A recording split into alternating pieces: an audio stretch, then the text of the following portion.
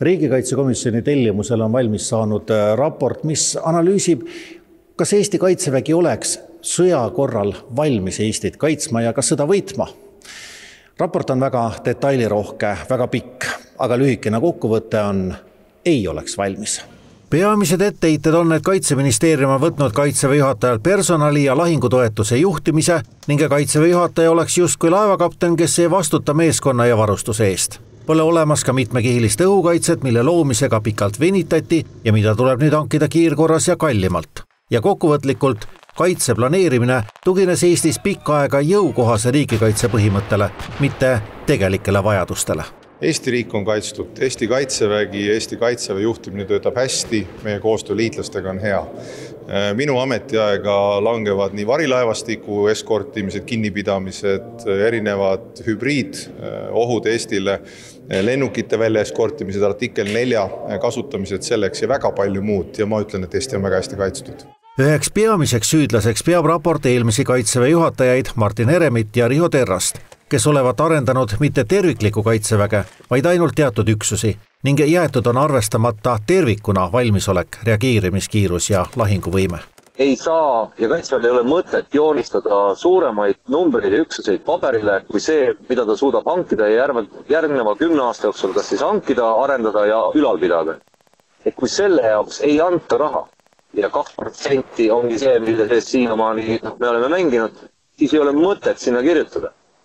Kuigi kaitsejuhataja nõuandes on juba aastaid olnud alati kirjeldatud suurem vajadus kui see, mida 2% eest saab. Kõik kokku olevat aga loonud olukorra, kus vägi oli paberil olemas, kuid tegelikult sõjavõimed olid nõrgad, ehk tekkis niinimetatud õõnes vägi. Kui te nüüd viitate riigikaitse raportile, mille siis riigikaitsekomisjoni osad liikmed Meelis Kiili juhtimisel on koostanud, siis riigikaitsekomisjon alles alustab selle raporti läbivaatamist. See, et meil on väga palju neid kriitilisi võimeid, mida me alles oleme hankimas või mille hankeprotsessid on pooleli, see ei tule kellelegi üllatusena. Kuid tegemist ei ole veel riigikaitsekomisjoni raportiga, vaid selle eelnõuga, millel on komisjoni esimehe sõnul veel paljud puudu. Ja see hinnang, et meil on õõnes vägi ja me oleme sisuliselt kaitsetud, see lihtsalt ei vasta reaalsusele. Lisaks väga vähe pööratakse tähelepanu üleüldse, kas mainitaksegi NATO kollektiivkaitsele, Euroopa Liidu siis üha kasvavale olulisusele riigikaitses ja julgeolekus tervikuna, nagu me asuksime kuskil mujal, eraldi planeedil vastamisi Venemaaga. Riigikaitsekomisjon hakkab raporti eelnõud arutama neljapäeval. Me oleme seal, kus me oleme.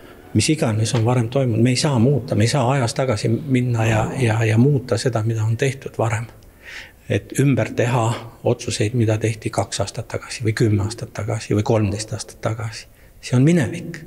Me oleme seal, kus me oleme, me peame vaatama, kuhu me tahame jõuda 5 aasta, 10 aasta, 15 aasta pärast ja olema.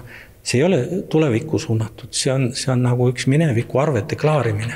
Koostajad on riigikaitsekomisjoni liikmetest endised kaitseväelased või kaitseliitlased erinevatest erakondadest.